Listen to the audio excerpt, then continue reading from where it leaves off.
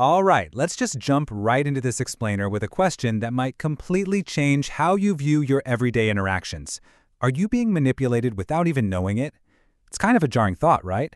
I mean, we all like to think we're in total control of our choices, our feelings, and our reality.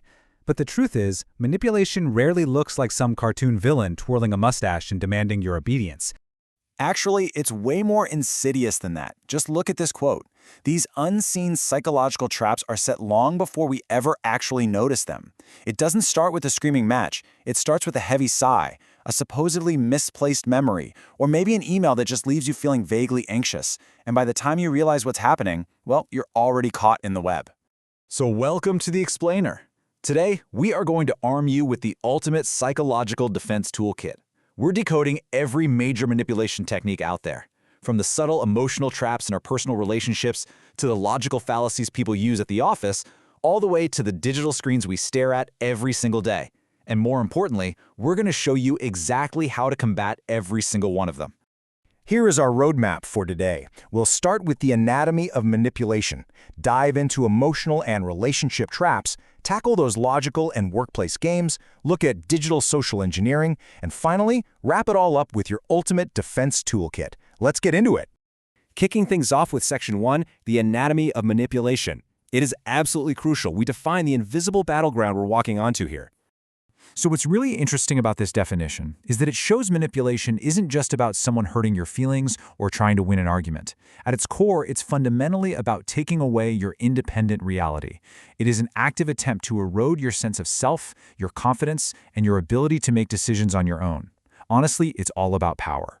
This comparison right here is a literal game changer. It shows the stark contrast between a healthy disagreement and a manipulative trap.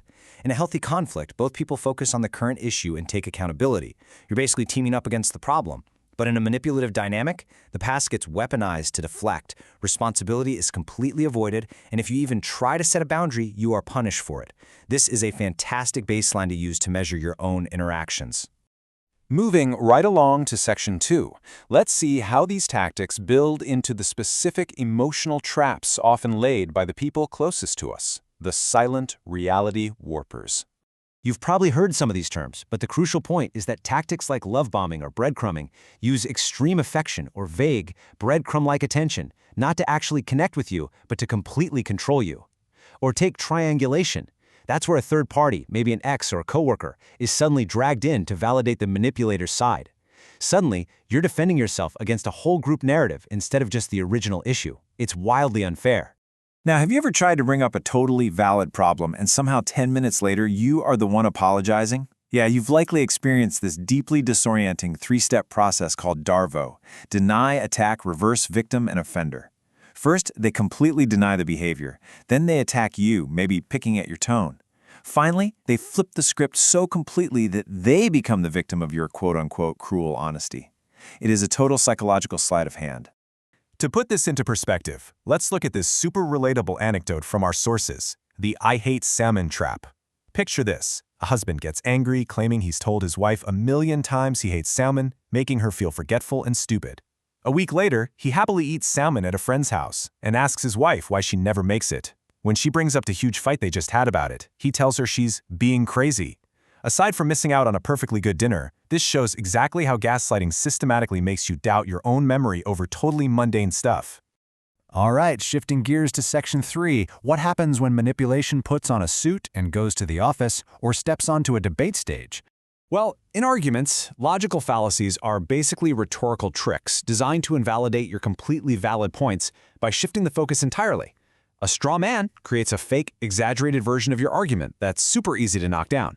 A false dilemma acts like there are only two extreme options when there's actually a whole spectrum. And an ad hominem, that's when they completely ignore your logic and just attack your character instead. Spotting these is absolutely key so you don't get dragged into arguments you literally cannot win. And in the workplace, it gets even more structural and sneaky. These games are subtle enough to just be written off as bad management, but they systematically chip away at your professional confidence. Credit stealing makes you invisible. Selective overloading ensures you fail by burying you in work, quote-unquote proving you're incompetent. And double binds are the worst. That's when you get two contradictory demands, like being told to take more initiative but then immediately getting scolded for not running it by them first. No matter what you do, you lose. So why the number 2? Because if you are subjected to this kind of toxic environment long enough, you end up with 2 massive cognitive distortions: internalized guilt and chronic self-doubt. You actually start believing that dysfunction is all your fault. It is vital to recognize that these aren't your natural flaws. They are bugs installed in your system by a toxic workplace. Okay, moving to Section 4. Let's step into the digital sphere, where hackers aren't just targeting computer networks. They are targeting our fundamental human psychology. Social engineering. Sounds super technical, right? But honestly, what's fascinating here is that the vast majority of cyber threats are actually psychological attacks, just masquerading as technical ones. Hackers don't need to spend hours brute forcing a complex firewall if they can just trick the human holding the keys. They're literally hacking your brain's shortcuts. They exploit authority bias by impersonating your boss or your bank. They use scarcity bias to create massive panic. Your account will be deleted in 24 hours. They force you into making hasty, irrational decisions before your logical brain can even catch up. Understanding these triggers is your reminder to just pause and take a breath before you click. All right, Section 5, my favorite part. Now that we've exposed the tactics across all these different battlegrounds, let's equip you with the practical weapons you need to stop them cold.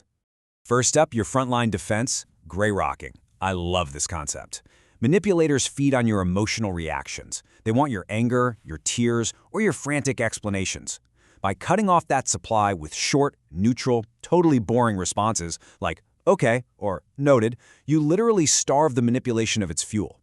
You take away their power by giving them absolutely nothing to grip onto. But what if you have to engage and set a firm boundary? Enter the 4-step DESC method. Describe the facts subjectively, express the impact, specify exactly what needs to change, and outline the consequences. It removes all your emotional vulnerability from the conversation and replaces it with a clear, undeniable structure. In the heat of the moment, when you feel your reality slipping, you need to anchor yourself. Documenting toxic interactions in a journal gives you hard facts to look back on when self-doubt creeps in. And physical anchoring, literally feeling your feet on the floor, taking 3 slow breaths, that pulls your brain right out of that survival fight or flight mode and re-anchors you to objective reality. I really want this empowering takeaway from our sources to sink in. If someone is weaponizing confusion against you, you do not owe them a debate. Your experience is valid, asking for accountability is not an attack, and you are absolutely allowed to trust your own gut.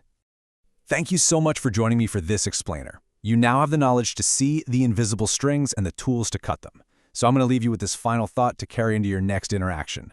Now that you can see the hidden traps, what boundary will you set today to protect your reality?